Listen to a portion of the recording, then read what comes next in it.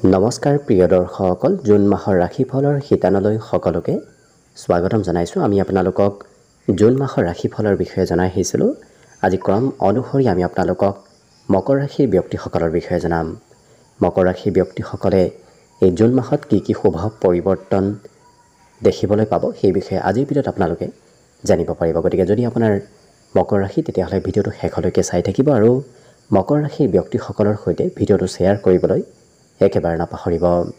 অৱশ্যে ভিডিঅ'টো আৰম্ভ কৰাৰ পূৰ্বে আপোনালোকলৈ এটা বিশেষ অনুৰোধ যে ভিডিঅ'টোত এটা লাইক কৰিব আৰু যদি প্ৰথমবাৰৰ বাবে এই চেনেলটোলৈ আহিছে তেতিয়াহ'লে চেনেলটো ছাবস্ক্ৰাইব কৰি কমেণ্ট বক্সত জয় শ্ৰীকৃষ্ণ লিখিবলৈ একেবাৰে নাপাহৰিব।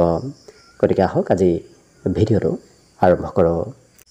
এইবাৰ জুন মাহটোৱে মকৰ ৰাশিৰ ব্যক্তিসকলৰ অকণমান এলেহুৱা ভাৱ বৃদ্ধি কৰিব, কাৰণ আপোনাৰ ৰাশিৰ অধিপতি গ্ৰহ শনিদেৱ আপোনাৰ ৰাশিৰ পৰা তৃতীয় স্থানত প্ৰৱেশ কৰিব, যাৰ বাবে হয়তো কাম বন কৰিবলৈ অকণমান ইচ্ছা কমিব পাৰে। গতিকে যিমান পাৰে আপুনি নিজক এক্টিভ ৰখাৰ চেষ্টা কৰিব।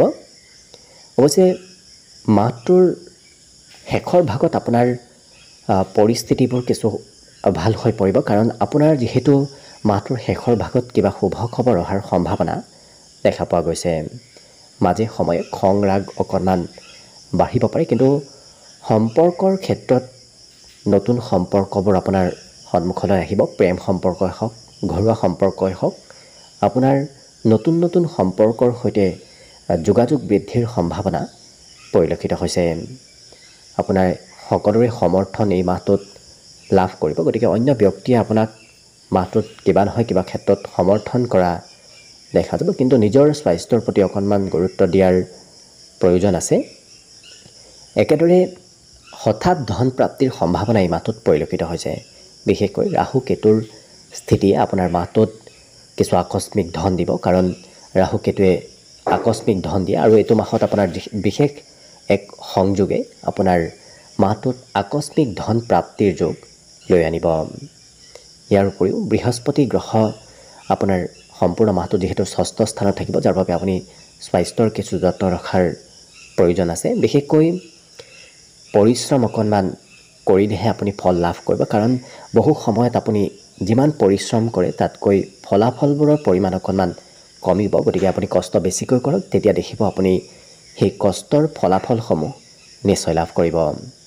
ব্যৱসায় বাণিজ্যত অকণমান কিছুদিন ব্যৱসায় চলিব, কিছুদিন অকণমান ব্যৱসায় কমকৈ চলা দেখা যাব। গতিকে নিৰন্তৰ ব্যৱসায় এই মাহটোত নহ'ব, কিন্তু শিক্ষাৰ্থীসকলৰ বাবে এই মাহটো অতি শুভ মাহ হিচাপে পৰিগণিত হ'ব, কাৰণ বুধাদিত্য ৰাজযোগৰ প্ৰভাৱে শিক্ষা দীক্ষা ত্ৰিৰাশি ব্যক্তিসকলক বিশেষ সুফল প্ৰদান কৰা দেখা যাব। স্মৃতিশক্তি এই মাহত বাঢ়িব, গতিকে কথাবোৰ মনত ৰখাৰ শক্তি এই মাহটোত নিশ্চয় বৃদ্ধি পাব আৰু বিভিন্ন প্ৰকাৰৰ উন্নতি প্ৰগতিত আপুনি যদি শিক্ষামূলক ক্ষেত্ৰত আগবাঢ়ে তেতিয়াহ'লে নিশ্চয় আপোনাৰ এই মাহটোত উন্নতি প্ৰগতি হোৱা দেখা যাব। উচ্চ শিক্ষাৰ যদি প্ৰস্তুতি চলাই আছে তেতিয়াহ'লে এই মাহটোত আপুনি বিশেষ সুফল লাভ কৰিব।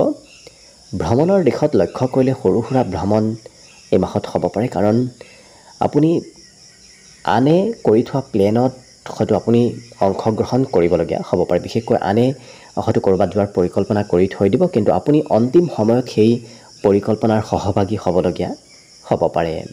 লক্ষ্য কৰিলে মাহটো আপোনাৰ পাৰিবাৰিক ক্ষেত্ৰতো শুভ, কাৰণ পৰিয়ালৰ সমৰ্থন আপুনি এই মাহটোত লাভ কৰিব, কাৰণ ঘৰৰ জ্যেষ্ঠ ব্যক্তিয়ে আপোনাক এই মাহটোত সকলো কামত সমৰ্থন দিব, সমৰ্থন আপুনিও লাভ কৰিব। ইয়াৰ বাহিৰে পিতৃ মাতৃৰ আশীৰ্বাদে আপোনাক কৰ্মক্ষেত্ৰতো বিশেষ সুফল এই মাহত দিব পাৰে। গতিকে যদি আপুনি পিতৃ মাতৃৰ আশীৰ্বাদ নতুবা উপদেশ মানি চলে তেতিয়াহ'লে দেখিব আপোনাৰ কৰ্মক্ষেত্ৰতো আপুনি কিবা ভাল হয়তো ফলাফল লাভ কৰিব পাৰে।